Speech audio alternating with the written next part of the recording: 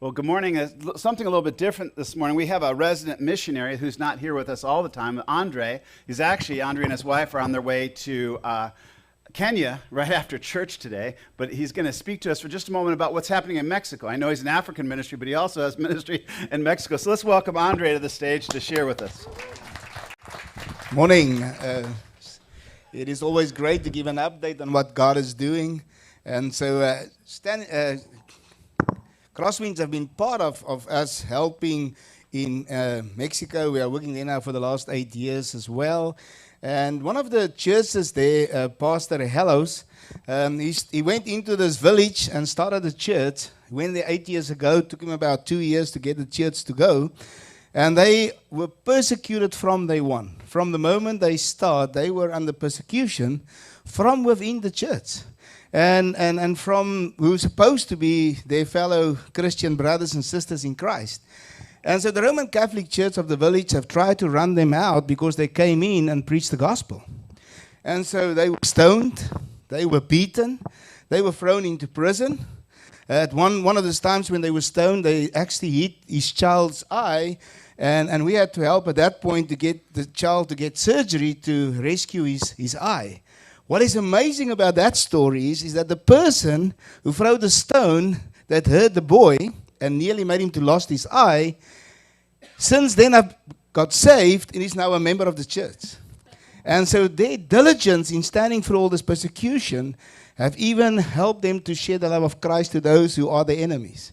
And so the church have gradually, starting with 2, 3 families, and keep growing. And currently there are 166 people, with the children included, in this church. And you see some of the pictures there. Last year, they still only had an awning under which they had church. The electricity for them at home and at church was cut off. The water supply was cut off. They were not allowed to participate in the health facilities in the area. Their children were not allowed to go to school for all these Christian people.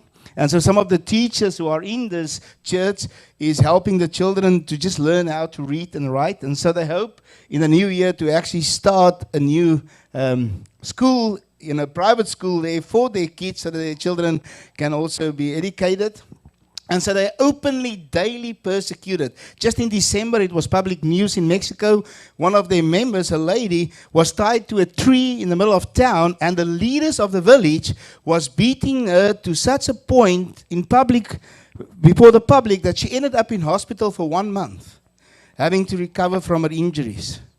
And they feared for her life, and we've prayed for a long time for her. This is reality going on as we speak today for these people. And they need our prayer, but they also need our support. And so a year ago that we were supposed to meet, they actually came to the building, and they've thrown rocks all over the building throughout this awning. It's just an awning, just a roof.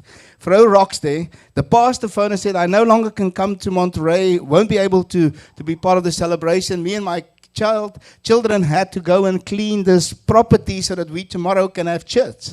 So we no longer can travel. Well, that became a blessing, because once they got all these rocks piled up, they realized that these rocks could be beneficiary for them to start closing their building.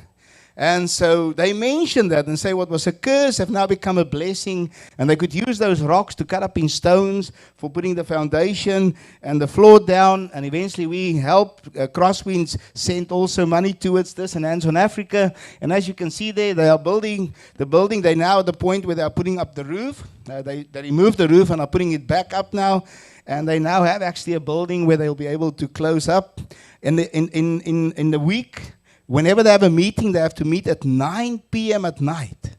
Because if they meet earlier, the people will come and persecute them at church. And so they have to wait till everybody in the village goes to bed, then the church people will come out so that they can meet. And they've stuck it out for 8 years.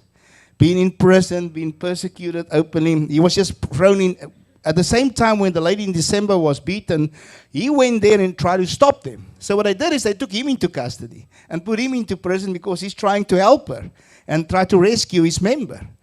In prison, he got there and he started preaching the gospel. So eventually, the person God came to him, the chief, and said, you better go home before I maybe become a Christian too.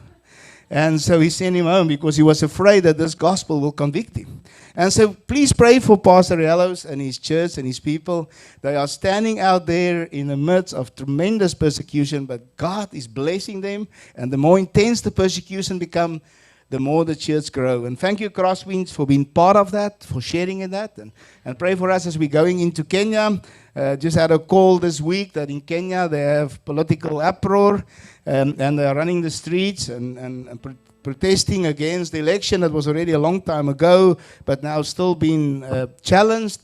And so we actually have to fly out one day earlier out of Nairobi because apparently all the flights on the day we were supposed to fly is going to be cancelled and stopped because they're closing the whole city, they're closing the whole town down not this coming week, but the following week. And so please pray for us that God will just use us as normal, and that we'll be able to get out before the chaos is going to break loose in Kenya.